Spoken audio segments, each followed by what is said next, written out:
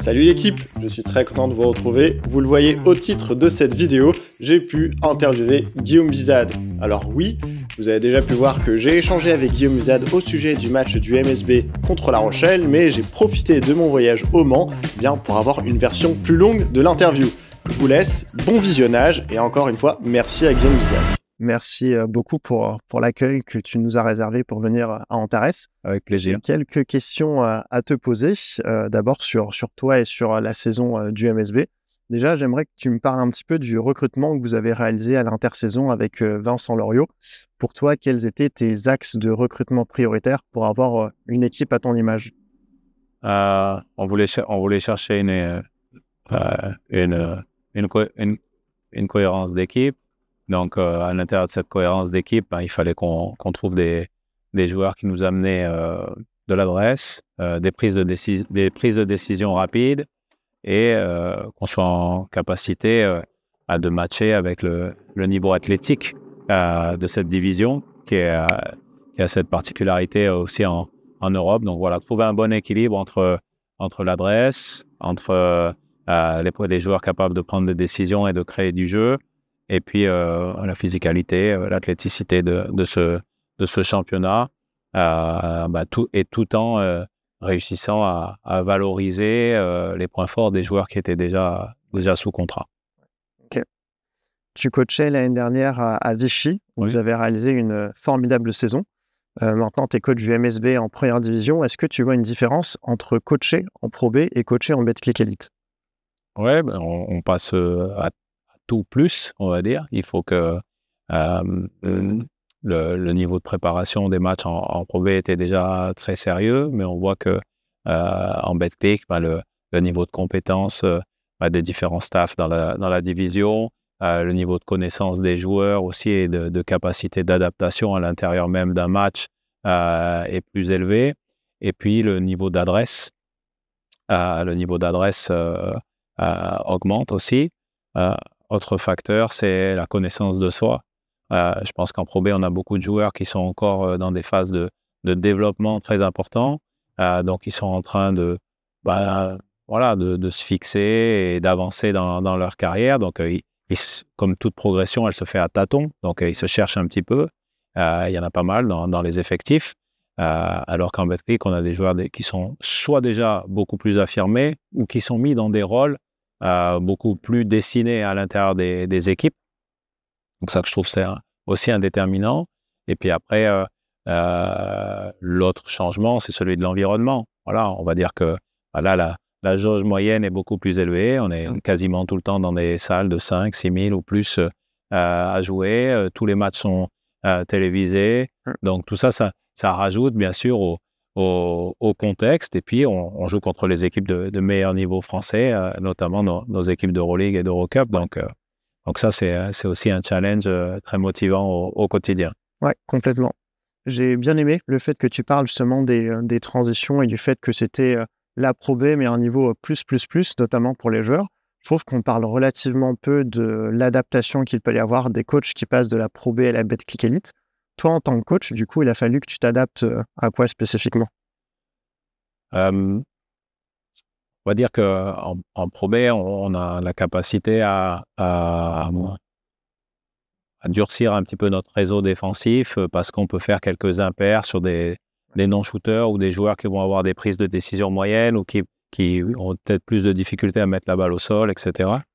Et donc, en Pro A, il faut un petit peu choisir son poison. Voilà. Donc, on va dire, il faut essayer de se dire qu'est-ce qu'on veut défendre en priorité, comment on veut le faire, comment on peut le faire avec les joueurs qu'on a à disposition.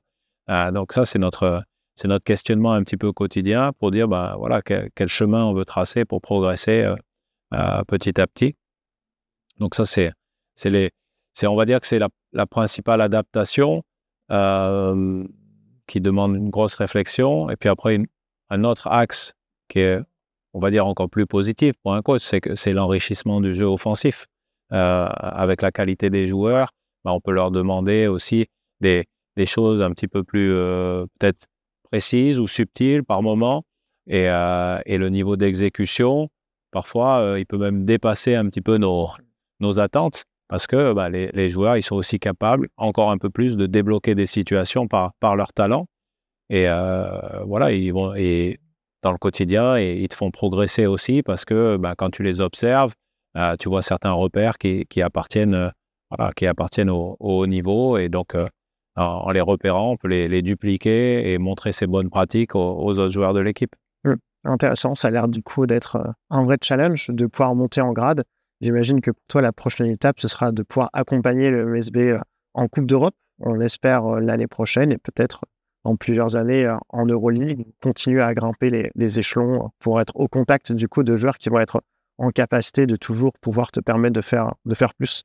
L'ambition, c'est toujours de progresser, et puis de progresser avec le club dans le contexte actuel. C'est ça qui est particulier, c'est que le Club du Mans, c'est un gros club français, c'est l'un des plus historiques, c'est le club qui a peut-être le plus de stabilité dans l'élite, notamment avec Villeurbanne. Et donc, c'est particulier de dire qu'en même temps, il faut refranchir des étapes, parce que c'est un club qui a gagné de multiples titres. Le dernier, c'est en 2018, mais le paysage économique du basket français, il s'est beaucoup transformé sur les 10 dernières années. Donc ça, il faut le prendre en compte. Et puis, il faut toujours être dynamique pour faire évoluer le modèle, pour justement être compétitif dans cet environnement un petit peu changeant. Donc là-dessus, on travaille au quotidien, oui, pour rester ambitieux. Rester ambitieux, c'est déjà, et ça reste une ambition, se maintenir dans cette première division. C'est une ambition de stabilité, et puis après une ambition de compétitivité. C'est aller dans un premier temps chercher le maintien le plus tôt possible et pouvoir avoir un ordre de marche.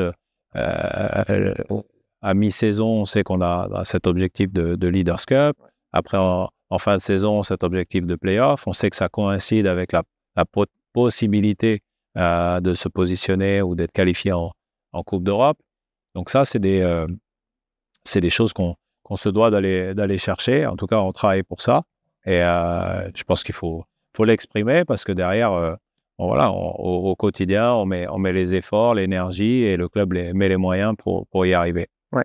Tu as parlé de play-off. Du coup, j'ai une question qui me taraude un peu depuis le début de la saison. C'est avec l'instauration du play-in, comment les clubs, et toi notamment en tant que coach, tu vois l'arrivée du play-in? Tu le vois comme une opportunité en plus de pouvoir disputer les play-offs, ou plutôt comme une contrainte? Je pense que ça, en fait, les deux éléments qui vont amener une encore plus forte densification du championnat, c'est le passage à 16, parce que déjà, tous les matchs ont une valeur supérieure, puisqu'il n'y a que 30 matchs. Et en même temps, étant donné que les 10 premiers vont aller en play-off, ça veut dire que la compétition va être ultra rude jusqu'à très, très tard dans la saison. Et donc, aujourd'hui, statistiquement, même si la Ligue a déjà été à 16, par contre, elle n'a jamais été à 16 dans un contexte avec un play-in. Donc, il faudra voir un petit peu où est-ce que ça met le curseur en termes de victoire-défaite, et pour pouvoir se maintenir, et pour pouvoir se qualifier pour le play-in, voire pour se qualifier au play-off directement, c'est-à-dire être dans les 6. Donc, ça, c'est des ambitions élevées, mais on est sur le premier tour complet dans ce contexte-là. Donc, il faudra voir après comment et quelles conséquences en tirer peut-être pour les saisons prochaines. Mais là, on le vit à plein, au quotidien. Et de toute façon, nous, on s'efforce à travailler semaine après semaine, en ayant vraiment une ambition très forte sur chacun des matchs, un petit peu de manière isolée pour l'instant, justement pour essayer de continuer d'avancer. Ouais. J'aimerais qu'on revienne un peu plus sur toi en tant que coach, et sur ce que vous mettez en place au quotidien avec le staff. On sait qu'après les matchs, c'est plus ou moins simple, on va dire, pour évaluer si la prestation d'un joueur elle a été plutôt bonne ou un peu moins bonne. En ce qui concerne votre capacité à vous évaluer vous-même, le staff, si vous avez bien coaché sur un match, comment vous faites? Est-ce que c'est facile? Tout ce qui est subjectif est difficile à évaluer. Et puis surtout, c'est difficile à évaluer parce que les choses sont toutes interconnectées. Donc, vous pouvez être mécontent, par exemple, de votre 5 de départ, mais peut-être que derrière, vous auriez eu d'autres types de changements, et peut-être que vous auriez été mécontent de vos rotations. Ouais. Donc, étant donné que les décisions amènent à une suite du film différente, c'est difficile de remonter sur toutes les prises de décision. Ça n'empêche pas de faire l'autocritique et de dire, ben voilà, il y a certaines situations qu'on aurait pu mieux jouer. Peut-être que vis-à-vis de cette opposition-là, on aurait dû orienter les choses d'une autre manière. Peut-être que ce qu'on a voulu faire toute la semaine, c'est pas suffisamment bien réalisé techniquement. Donc là, on peut se poser des questions sur la pédagogie et la mise en place qu'on a eue sur la semaine précédente. Donc tout ça, c'est un travail qu'on fait. Mais on va aussi beaucoup se servir de la production de l'équipe pour l'évaluer. Donc on va l'évaluer de plusieurs manières. D'abord, statistiquement et selon nos règles. Donc les statistiques, elles sont communes à tout le monde. Selon nos règles, ça veut dire qu'on va essayer d'évaluer toutes les erreurs, combien chaque erreur a coûté à l'équipe. Donc ça nous donne des ratios de coûts par minute, en fait. Donc ça, c'est une évaluation qu'on fait des joueurs. Et puis après, on va regarder notre rentabilité offensive, production défensive, et on va créer des chapitres, un petit peu, comme si on regardait par famille d'erreurs, pour revenir sur ces éléments. Maintenant, on ne peut pas avoir un traitement que négatif des informations, donc on va aussi valoriser ce qui a été bien fait. Et l'objectif de valoriser, c'est de créer des ancrages un petit peu positifs et dire, bon, voilà, ça va dans la bonne direction, ça va vers l'ADN d'équipe qu'on veut avoir. Donc, on essaye d'ancrer ça aussi et on se sert du début de semaine pour revenir. On a un entraînement où on fait un retour vidéo et la mise en place corrective des choses qui correspondent à notre ADN. Ouais. Voilà. Si elles étaient ultra spécifiques vis-à-vis de l'équipe adverse, on ne va pas forcément revenir dessus tout de suite. Mais par contre, si c'est des choses qui ne vont pas dans la direction qu'on veut aller, là, on va revenir dessus. Ok. Voilà, dès le premier entraînement. Ok. Tu parlais tout à l'heure de progression, que c'était quand même une volonté, je pense, pour tout le monde et notamment pour toi, de progresser au fur et à mesure. Est-ce que tu te fixes, toi, des objectifs individuels tout au long de la saison et sur quel élément, cette saison en particulier, tu aimerais pouvoir progresser? Moi, j'essaie toujours de progresser, on va dire, sur pas mal d'aspects. Sur ces aspects, on va dire, de communication, de pédagogie, sur l'anglais, parce que c'est un outil qu'on utilise au quotidien. Je t'entendais parler tout à l'heure un petit peu en anglais. Tu as l'air de bien te débrouiller. Ouais, mais j'ai entendu des coachs pendant les temps morts où c'était plus dur. Oui, mais c'est pas pour ça qu'il faut arrêter de progresser. Et donc, voilà, il y a des fois, c'est encore un peu trop saccadé, etc. Donc, il faut réussir à faire passer les messages. Et puis, au-delà de ça, travailler sur le jeu, bien sûr. Donc, là, on parle d'anglais. Il y a beaucoup de terminologie du basket qui est faite autour de l'anglais.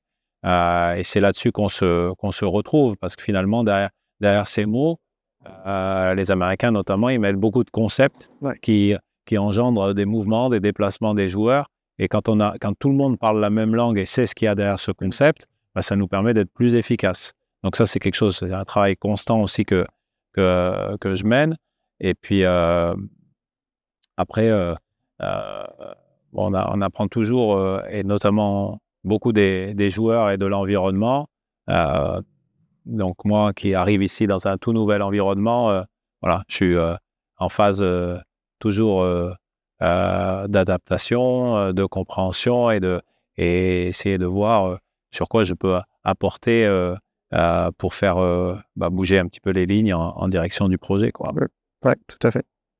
Je regardais un petit peu votre entraînement tout à l'heure. Est-ce que tu peux me raconter comment c'est un entraînement à la place de Guillaume Vizade? Comment ça se passe dans la mise en place, dans ce que tu délègues, dans ce que tu aimes bien apporter lors de tes interventions?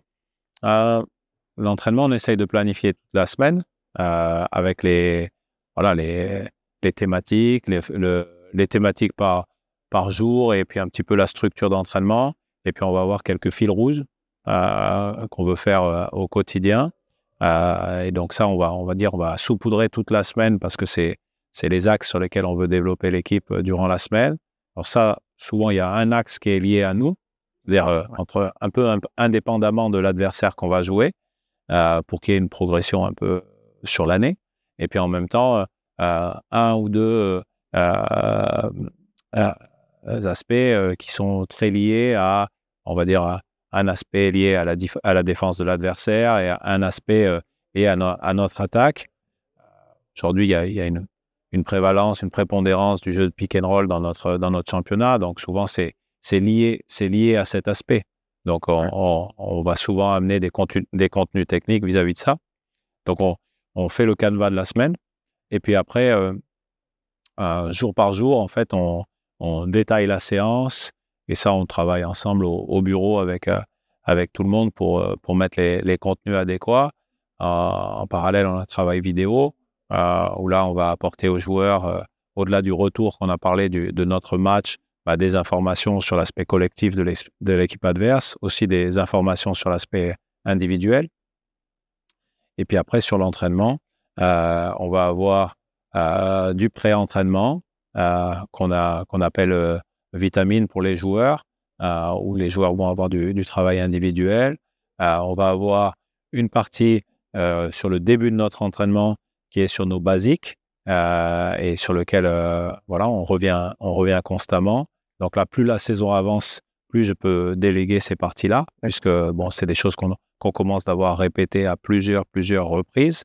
Donc le fait qu'on ait répété ça, à plusieurs reprises, ça permet à ce que tout le monde assimile, et le fait que quelqu'un d'autre intervienne, un autre assistant, ça c'est intéressant aussi parce que ça montre que tout le monde est sur la même page. Ensuite, on a souvent une partie mineure. Par exemple, aujourd'hui, on est revenu, on a fait une synthèse de tout ce qu'on a vu défensivement sur des points un petit peu accélérés. Une partie un peu plus majeure. Donc aujourd'hui, c'était plutôt une partie offensive où on veut se remettre sur ce qu'on veut jouer demain. Et puis, on a souvent aussi une partie d'adresse en fin d'entraînement. Des fois, elle est placée à d'autres moments, mais on a souvent cette partie-là aussi. Donc ça, c'est un cadre d'entraînement classique que vous avez vu aujourd'hui par rapport à la veille d'un match. D'accord. Ok. Est-ce que tu peux me raconter un petit peu comment tu es au quotidien avec les joueurs? Est-ce que tu es très proche d'eux ou au contraire, est-ce que tu les laisses plutôt vivre, évoluer entre eux et tu mets une certaine distance? Je n'ai pas de règles immuables ou de posture que je m'impose. On va dire que je cherche à développer l'autonomie au sein du groupe, mais j'oublie jamais que j'ai une responsabilité forte de capitaine du bateau. Donc à chaque fois que j'ai l'impression que cette autonomie elle est mal utilisée, on remet du cadre parce que si on n'est pas dans le cadre de ce qu'on veut faire, pour moi, la camaraderie elle est illusoire. Donc il faut que ce soit vraiment un fonctionnement qui amène à travailler sérieusement vers le haut. Cette idée de progression dont on a parlé tout à l'heure, c'est un challenge quotidien. Dès qu'on relâche, on perd le fil. Et dans le sport de haut niveau, quand on perd le fil, on a un temps de retard. Et ce temps de retard, on le paye immédiatement. Donc, même si on aimerait que le groupe aille vers l'autonomie, on sait très bien que c'est pas un état permanent. Le management, il est dynamique. À chaque fois, tous les jours, il faut être en vigilance. Et dès que nos voyants de vigilance s'allument, il faut assez fréquemment intervenir. Ok. Vous avez un groupe assez jeune. On sait en plus que toi, tu as la réputation d'être un coach qui aime développer des jeunes. Donc, il y a souvent des espoirs qui s'entraînent avec vous. Est-ce que vous essayez aussi de développer, on va dire, des aspects de la vie de sportif professionnel, mais hors basket, comme la gestion des réseaux sociaux, la prise de parole en public ou des choses comme ça? Oui, il y a des choses qui sont faites, très certainement qu'on pourrait faire plus ou autrement, mais il y a des choses qui sont faites, notamment sur le centre de formation, notamment sur les points de vigilance, la gestion de la critique, et puis aussi le type de publication, parce que à partir du moment où on est dans un club et en plus dans un gros club, on représente une institution. Donc là-dessus, on n'est jamais que soi-même. On est toujours le représentant de quelque chose. On a aussi pas mal de jeunes qui font partie des équipes de France. Oui. Donc là, quand on est sur une équipe de France, là, le message, il est encore plus fort puisque voilà, c'est même complètement inhérent à la charte des joueurs des équipes de France. C'est qu'on est un représentant du pays. Donc, pour tout ça, il faut être éduqué, savoir que voilà, la parole du sportif, elle a un écho. Et ça ne veut pas dire que le sportif ne peut pas prendre des positions. Au contraire, il peut y avoir des sportifs très engagés et je pense que ça fait bouger les choses, mais il faut qu'il le fasse en conscience. C'est-à-dire qu'il faut qu'il ait conscience que sa parole peut avoir des répercussions. S'il le fait et qu'ensuite il subit les conséquences, je pense que c'est là où on n'a pas fait notre travail. S'il est outillé et qu'il prend une position, il est en capacité de l'assumer parce qu'il a décidé de prendre cette position. Je pense que c'est là-dessus où nous, on a un travail à faire, que voilà, le joueur puisse prendre ses responsabilités. Là où on essaye d'accompagner les jeunes aussi, c'est dans la gestion mentale, puisque dans tous ces aspects-là, ils peuvent énormément progresser. C'est, je pense, un pan de l'activité sportive, du sportif de haut niveau qui a encore pas mal de potentiel de développement. Donc, le plus tôt ils commencent, le plus tôt ils vont être en capacité d'affronter des choses diverses et variées, et sur le terrain, et très certainement que c'est des savoir-être qui peuvent transporter aussi en dehors du terrain. Ok, ouais, ça c'est des questions hyper intéressantes. Je pense que la majorité des spectateurs regardent beaucoup les matchs. Je ne sais pas s'il y en a beaucoup qui se questionnent vraiment sur c'est quoi la vie dans un groupe et c'est quoi la vie de sportif professionnel, mais on oublie parfois un petit peu trop les à côté, effectivement, les répercussions que peuvent avoir les réseaux sociaux, la critique, parfois les paris sportifs aussi. C'est vraiment tout ça qu'il faut prendre en compte. Oui, c'est un métier particulier parce que pendant 2 heures, vous faites votre métier, on va dire à cœur ouvert, quasiment nu, on va dire, devant le public. Donc là-dessus, forcément, ça engendre des émotions, des fois de la passion, des fois des émotions très négatives. Et puis, voilà, ça peut vous impacter vous, ça peut impacter votre famille. Le fait que votre famille soit impactée, ça peut vous impacter en retour. Donc tout ça, il faut réussir à le gérer. Et le sportif, quand il est un petit peu maître de son projet, souvent, il éduque aussi un petit peu son environnement. Ouais. Et le fait qu'il éduque son environnement, ça lui fait prendre un peu de hauteur vis-à-vis de ça. Mais avant d'en arriver là, il y a pas mal d'étapes à franchir pour qu'il puisse être capable de gérer l'échec. Parce que l'échec, ça fait partie de notre quotidien. On rate des tirs, on rate des passes, on rate des matchs, on rate des périodes dans l'année. Et donc, tout ça, il faut être capable de faire la part des choses entre la partie sportive et la partie personne pour pas tout remettre en cause, parce que sinon, le joueur, il plongerait totalement et être en capacité d'activer ce qu'il peut pour rebondir. Là-dessus, nous, on peut être une aide, mais le joueur, souvent, c'est lui qui a les meilleures ressources. Il faut juste qu'il sache comment les réveiller. Ouais. Tout à l'heure, tu parlais de statistiques. J'ai une question par rapport à ça et à la data qu'on voit de plus en plus utilisée, que ce soit dans le foot, mais aussi en NBA. Ça peut servir à pouvoir mesurer, on va dire, la performance des joueurs, là où ils sont les meilleurs, les un peu moins meilleurs parfois aussi. Ça peut aider certains clubs aussi sur le recrutement. Est-ce que vous utilisez, vous, la data justement pour tout ça, MSB? Oui, bien sûr. Ouais. Nous, on a des outils qui nous permettent d'évaluer la performance des joueurs grâce aux statistiques. Donc, ces outils, Instat, Synergy, qui sont des outils professionnels où on reçoit des datas qui ont été prises à l'observation des matchs. Donc, ça nous permet de faire des statistiques avancées parce qu'elles sont beaucoup en ratio et des scootings avancés. Donc, avoir des informations aussi avancées sur l'adversaire. Donc, ça, c'est un point d'étape. Et puis après, sur l'évaluation de la performance, il y a d'autres datas. Celle-là, c'est plus celle du prépa physique. Et pour connaître la performance physique des joueurs et pour pouvoir évaluer un petit peu où ils en sont et essayer d'anticiper leurs états de forme. Donc ça, c'est intéressant parce que ça nous permet de donner une tendance à une évolution de la forme et de l'état physique du joueur. On parle de plus en plus d'IA en ce moment. Je ne sais pas dans quelle mesure ça peut impacter le domaine du basket. Est-ce que tu penses que l'évolution de la data et de l'IA, ça va amener peut-être demain les clubs à travailler de manière différente? Oui, bien sûr. Je pense que ça le fait déjà parce qu'il y a beaucoup d'outils d'IA qui sont déjà intégrés et dont on ne voit pas encore à quel point ils sont impactants dans notre quotidien, mais et il y a de nouvelles perspectives.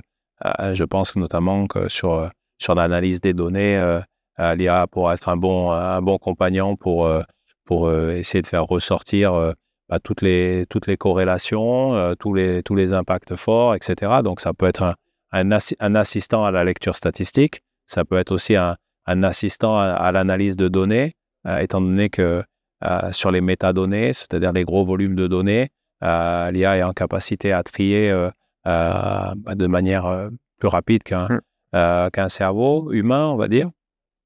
Par contre, la réalité de l'IA aujourd'hui, comme de la statistique, c'est qu'elle se base sur le passé, sur quelque chose qui est échu, qui a une fin. Et donc, à l'analyse, et ça va t'accompagner, ça va t'aider à prendre des décisions, mais ça ne va pas prendre les décisions à ta place. Parce que si tu penses simplement qu'à la rationalité de la donnée, en fait, ça enlève toute la particularité du sport. Et on voit que ce soit des clubs avec des budgets différents, avec des équipes différentes, avec des résultats différents à des moments donnés de la saison, on voit des résultats anormaux. Oui. Et c'est ce qui fait la particularité du sport.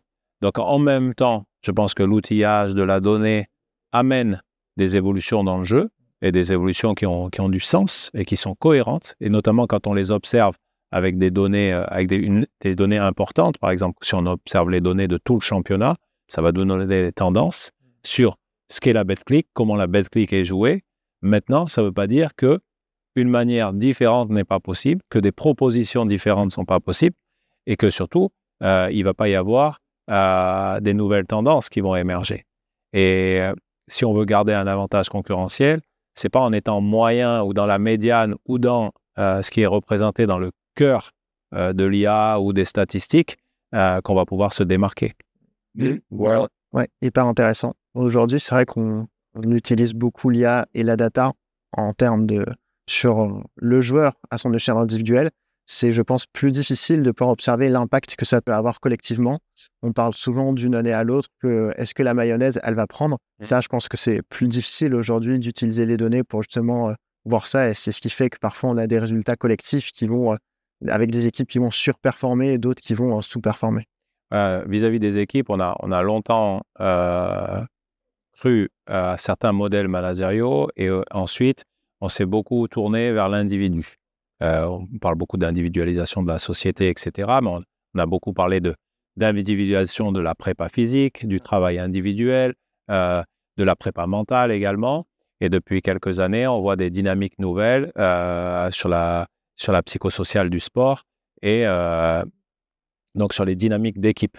Ça, c'est des dynamiques plus complexes puisqu'elles prennent en compte plusieurs personnes qui sont par définition vivantes. Et donc, du coup, leur comportement, ils évoluent et il y a des interactions. Et ça fait la richesse du sport collectif. Et c'est pour ça que quand on dit est-ce que la mayonnaise va prendre, là, on est beaucoup plus dans des questions d'interaction. Alors, des fois, c'est des duos, des fois, c'est des triangulations, des fois, on doit prendre en compte beaucoup plus de joueurs. Mais ça, voilà, le champ des possibles est bien plus grand. Et puis là aussi, on est sur quelque chose de dynamique qui n'est pas fixé et qui demande un suivi quotidien et des actions quotidiennes.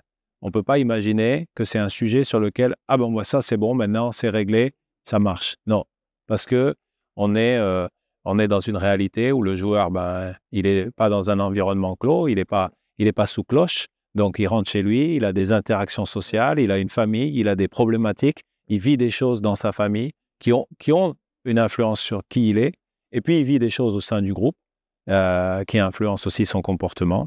Il vit aussi des relations vis-à-vis de sa performance, vis-à-vis de l'évaluation qui est faite par ses coéquipiers, par le staff, par l'environnement de ses performances. Donc tout ça, c'est changeant.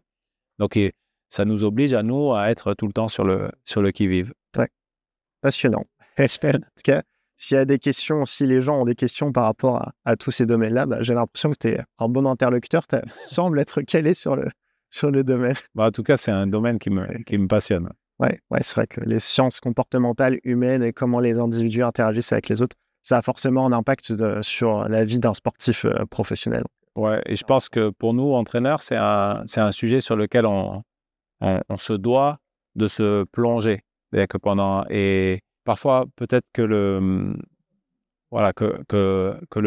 management est érigé en termes de science, et ce n'est pas le cas. Les sciences qui se cachent derrière, voilà, tu as parlé de psychosocial, et c'est important, je pense, de réussir à lier les outils managériaux qui sont hyper importants avec la science qui se cache derrière pour comprendre pleinement ces différents outils. J'ai maintenant 2 questions à te poser. Oui. Alors, je ne sais pas si tu as vu, mais hier sur Twitter, je me suis amusé à poser la question aux gens qui me suivent. J'ai dit que j'allais t'interviewer. Okay. Et donc, j'ai récolté quelques questions de suiveurs. Alors, la première question que je vais te poser de la part de Dédé Pronostic, c'est comment gérer l'ascenseur émotionnel qu'il peut y avoir entre une défaite et une victoire? C'est jamais évident, mais il faut avoir un petit sas. C'est-à-dire que ce soit apprécier la victoire ou ruminer un petit peu la défaite. Tout le monde va dire qu'il faut passer à autre chose, mais dans le processus, il y a les deux. Et je pense que, et dans l'idée d'accomplissement, il y a des choses positives parce que ça renforce la confiance, même s'il faut toujours être vigilant. Et en même temps, dans la défaite, dans la rumination, il y a l'interrogation. Et le fait de s'interroger, ça permet aussi d'identifier des choses sur lesquelles on veut travailler et de repréciser des axes de progression. Donc, l'un comme l'autre, je pense qu'il faut revenir à la raison. Et pour revenir à la raison, il y a un petit peu ce moment où on est dans l'émotion, on digère l'émotion qu'on vient de vivre, victoire-défaite. Et puis après, on se remet au travail en se réalignant avec ce qu'on voulait faire qu'on n'a pas bien fait et ce qu'on veut faire la semaine qui arrive pour préparer le prochain match. Et de toute manière, quand le résultat il est obtenu, on n'a plus d'influence dessus. C'est assez facile à dire, mais on a besoin de se le répéter chaque fois qu'on a ce qui est une contre-performance. Ouais, c'est vrai qu'on entend souvent parler se refaire les matchs dans sa tête. Ça, j'imagine qu'un sportif, un coach va toujours avoir tendance à se dire si j'avais agi de telle manière, si j'avais fait telle action, si j'avais mis ce joueur-là à ce moment-là du match sur le terrain, ça aurait peut-être eu une influence sur le jeu. Mais on ne peut jamais savoir ce qui se serait réellement passé. Absolument, surtout dans un sport de confrontation où l'équipe adverse s'adapte et réagit. Donc même si nous, on peut imaginer un comportement qu'on aurait eu, il faut se dire que l'équipe adverse aussi aurait adapté son comportement. Donc, on ne peut pas connaître le résultat. Voilà, il y a trop d'inconnus pour essayer de refaire le résultat. Voilà, quand on est sur des sports où il y a moins de buts, par exemple, comme au football, voilà, les expected goals, c'est un repère qui donne un petit peu le score théorique. Au basket, il y a des modèles qui se créent autour des scores théoriques. Mais ceux-ci, ils sont encore plus complexes à obtenir parce que pour nous, la multitude de tirs, de points est très élevée. Donc, ça pourrait faire évoluer le score d'un côté ou de l'autre assez facilement. Oui, tout à fait. Ce point-là, justement, je reviens sur la partie statistique dont on parlait. Je ne sais pas si tu connais Clutch Data. Ils travaillent de plus en plus avec l'Euroleague et c'est intéressant puisqu'ils arrivent sur les équipes d'Euroleague à identifier les duos et les trios, les associations de joueurs qui fonctionnent les mieux entre elles. Ça, je ne sais pas si en France, notamment avec les outils que vous utilisez, vous avez accès à ce type de données. Alors, c'est une question opportune pour que je puisse les valoriser puisque moi, j'ai travaillé avec eux sur le dernier Euro, en fait, Euro U20. Donc, on a travaillé ensemble pour justement aborder ces questions-là, aussi faire l'analyse et aussi faire le compte-rendu de l'Euro U20. Donc, ça m'intéressait de voir leur approche. Et moi, je suis toujours friand de voir des gens qui ont des angles d'analyse un petit peu différents parce que souvent, ça permet d'interpeller et ça met le doigt sur des choses qui peut-être doivent être prioritaires pour nous à traiter. Donc, non, moi, je trouve qu'il faut un double travail, un travail de fond qui permet de l'analyse avancée et en même temps un travail de vulgarisation, puisque en diffusant des statistiques autour de l'Euroleague, ils éduquent un petit peu le public basket. Aujourd'hui, par exemple, je pense que ce serait opportun que tout le monde cesse d'avoir l'évaluation de la meilleure défense par le nombre de points encaissés. Et donc, le fait d'évaluer par points par possession sur 100 possessions, ça donne une échelle où on peut comparer les choses.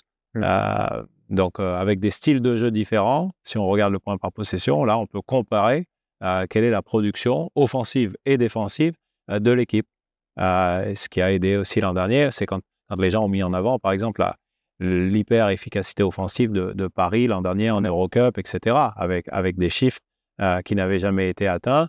Pour moi, ça tordait le cou à des idées reçues sur dire oui, c'est une attaque simpliste. Ah non, c'est peut-être simple à voir, mais en tout cas, c'est hyper perfectionné et surtout hyper rentable. Ouais. Et donc, voilà, avec des gens qui abordent les statistiques différemment, même si là, on reste sur des choses assez accessibles, je trouve que ça permet d'éduquer aussi le public basket. Ouais, complètement. Ils font vraiment un super travail. On vous encourage à les suivre, Coach Data. Alors, la deuxième question qui a été posée par l'OLB a-t-il gagné c'est comment expliques-tu les bons résultats actuels des clubs français en Euroleague? Ça fait la transition. Voilà, c'est multifactoriel, toujours, mais je pense que la première idée, c'est le développement du basket français, notamment des joueurs français. Donc, leurs joueurs locaux sont en capacité de s'opposer et du coup, être capable de renforcer l'équipe. Quand on observe d'autres pays, notamment en Euroleague, on voit que leur roster, dès qu'ils sortent de leurs joueurs étrangers, ils ont 1 ou 2 joueurs internationaux et derrière, le niveau chute. Ouais. Et ce qui fait qu'avec la répétition des matchs, ils sont impactés. Et je pense que le réservoir français densifie les équipes. Ensuite, l'autre chose, c'est que le niveau du championnat étant monté, on a une compétitivité des équipes qui sont ultra préparées à la haute compétition. Et le fait de ne pas avoir le droit de te relâcher, ça te maintient avec une obligation de performance. Et puis, on a des histoires de clubs aussi qui sont différentes entre l'évolution rapide vers les sommets de l'Euroleague de Monaco, avec la stabilité, le retour des internationaux, la valorisation des joueurs français à Villeurbanne, et puis le projet parisien qui a une effervescence, qui était un projet attendu, aujourd'hui qui est un petit peu un must-see à Paris où tout le monde vient voir les matchs et il y a une énergie folle autour du projet du club. Je pense que ça sert de locomotive. Et puis autour, il y a des clubs très structurés qui avancent, qui sont sur des profils un petit peu différents. On peut citer Bourg-en-Bresse, par exemple, ou on peut mettre en valeur aussi le travail effectué ici au Mans par les dirigeants. Oui, tout à fait, ouais. J'ai vu une stat passer justement dernièrement. À ton avis, quelle est l'équipe qui utilise le plus de joueurs nationaux en Euroleague? Je dirais, je mettrais bien une pièce sur l'Asvel. Exact. Et à l'inverse, on a une équipe, je crois, qui n'utilise quasiment aucun joueur de son pays, c'est Baskonia, qui utilise quasi exclusivement au final des joueurs américains. C'est le gros paradoxe du championnat espagnol qui est valorisé parce que c'est un très bon championnat, la ACB, mais qui a de plus en plus de mal à faire émerger des joueurs espagnols en première division. Et la FIBA a sorti un rapport, le rapport annuel, et on voit que la France est de très loin le pays qui réussit à mettre le plus de jeunes joueurs sur le terrain et que ces joueurs-là aient un poids dans l'évaluation des matchs et également de joueurs qui s'exportent en dehors de leurs frontières.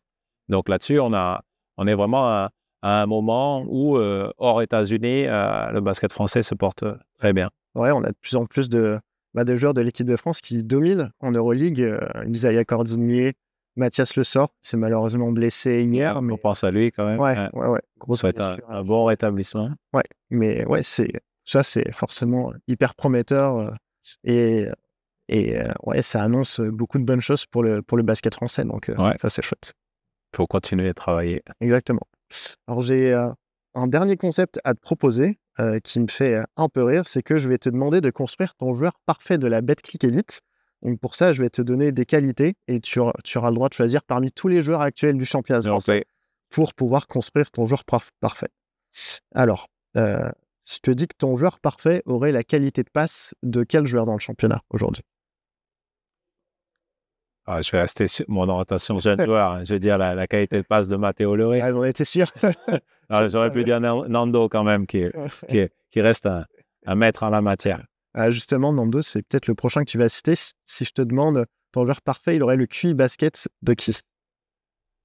Oui, Nando est forcément bien placé dans la liste. Ouais. On peut mettre Nando. J'aurais, je pense, fait le même choix. Là, un petit peu plus dur, peut-être, quoique, tu prendrais le shoot à 3 points de quel joueur?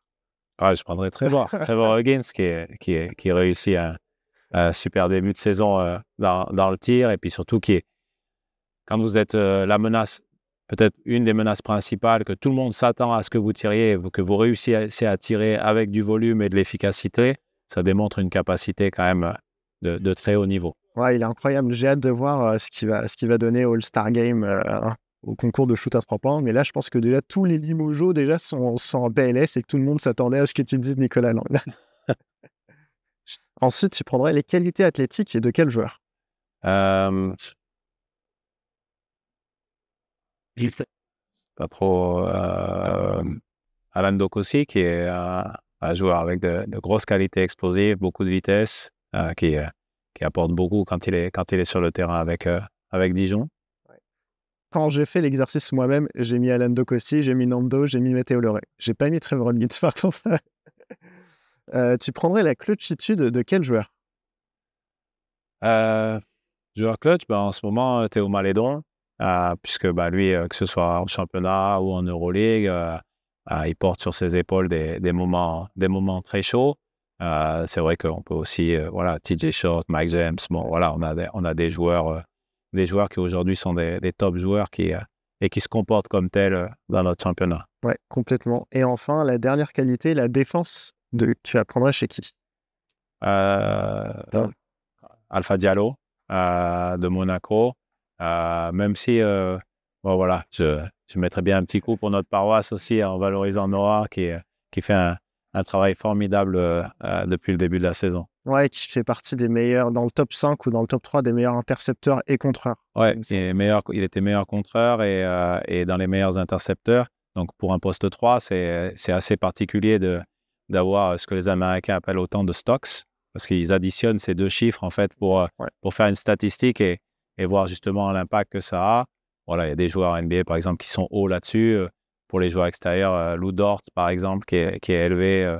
Après, sinon on retrouve beaucoup d'intérieur. Ok, très bien. Merci beaucoup, Guillaume. Merci à toi. Un plaisir. Et puis, je te souhaite bon courage Merci. pour la suite et pour le match de demain. Merci.